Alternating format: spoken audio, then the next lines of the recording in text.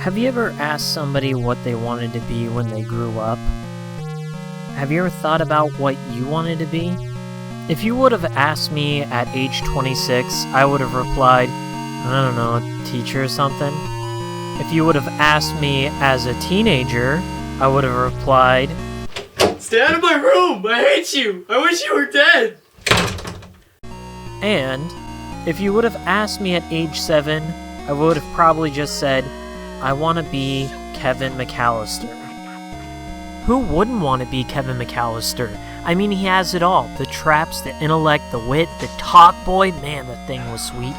I wanted to be him.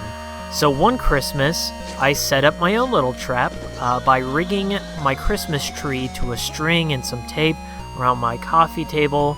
And when Santa came by, the tree would fall over.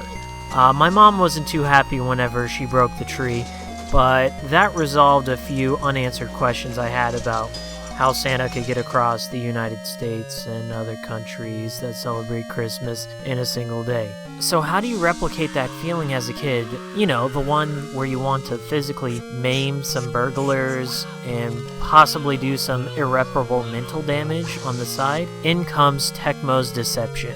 I rented Tecmo's Deception as a kid, not knowing full well what to expect from it. The only other Tecmo games I had played were Tecmo Super Bowl and Ninja Gaiden, so, pretty good history in my opinion.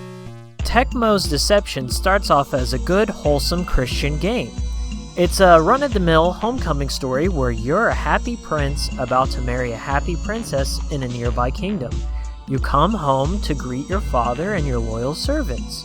Then your father starts coughing up blood, and then your sword materializes above him, and it stabs him in the back, and then all the guards and your brother, who's next in line for the throne behind you, accuse you of murdering your father. And then you're burned at the stake, and you call upon the dark powers of Satan to help you out in this time of need. And then Satan responds. And then he teleports you out into the Forest of Confusion, where there's this mansion. And the whole object here is to lure bodies into the mansion, find 5 ancient relics that will resurrect Satan.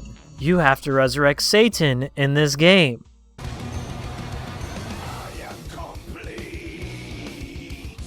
I was blown away by this game because I had already played Resident Evil at the time, and I was just enamored by giant mansions.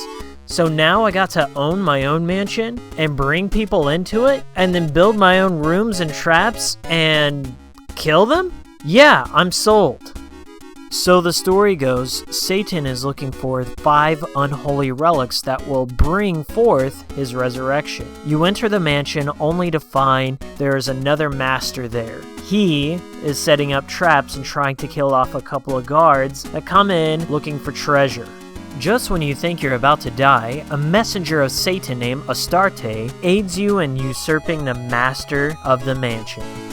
This is where deception begins and truly shines. You have to lay traps to either kill or capture different people trying to come in and kill you in the name of the prince, or look for the unholy relics for themselves. Story aside, the Deception series is known for its engaging trap building system.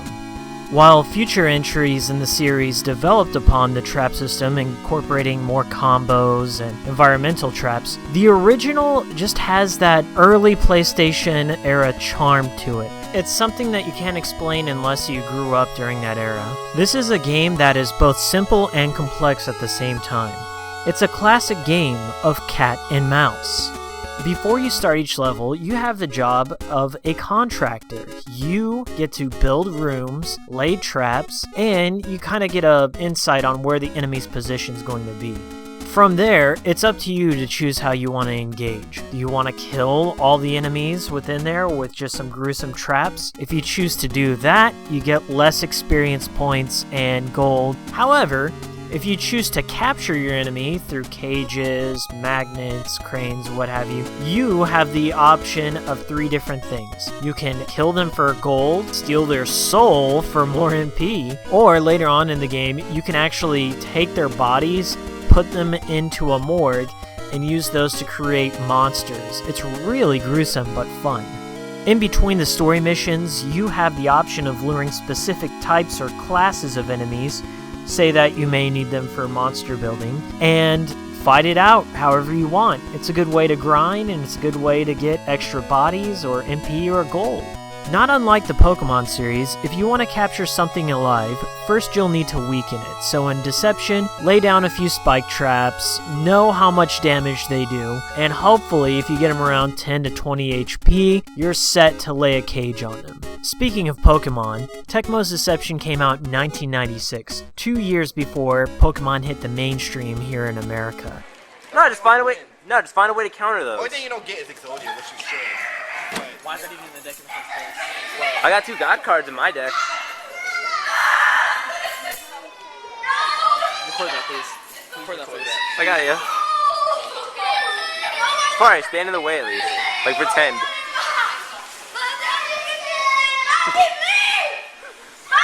Spire, you're such a silly man. In a way, Tecmo's Deception was like Pokemon before Pokemon, only instead of capturing a lot of Pokemon and defeating 8 gym leaders to become the very best, you captured human beings, find 5 unholy relics instead of 8 gym badges to resurrect Satan. Pretty much the same game in my book.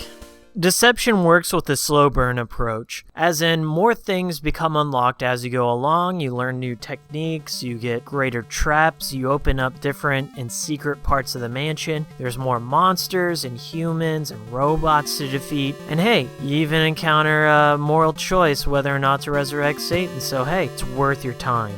Word to the wise for you retro gamers out there, this game requires 9 blocks of memory card space. The reason for that is due to all the different mansion layouts and stuff like that, but you know what, it's well worth it to have its own dedicated memory card. If you're like me and playing on the PlayStation 3, you can create your own digital memory card, so that's probably your best bet for first timers out there. Currently, there's no digital way to purchase Tecmo's Deception through PSN or other means, so your best bet is to buy a physical copy, which runs around 10 to 20 bucks, or you can torrent it if you like doing that. But there are later games in the series, such as Trapped on the PlayStation 2, or the most recent Tecmo's Deception 4 on the PlayStation 3 and Vita, respectively. This blew me away to find out that this little series has made it this far. I still haven't checked out Tecmo's Deception 4, so stick around and maybe I'll get another quick pick in here. Overall, Tecmo's Deception's one of those games that I've just kept coming back to year after year, and I actually recently went through and played through the entire game for the first time on my PlayStation Portable. It's definitely worth your time, and I would highly recommend it to those types who like good strategy and something different.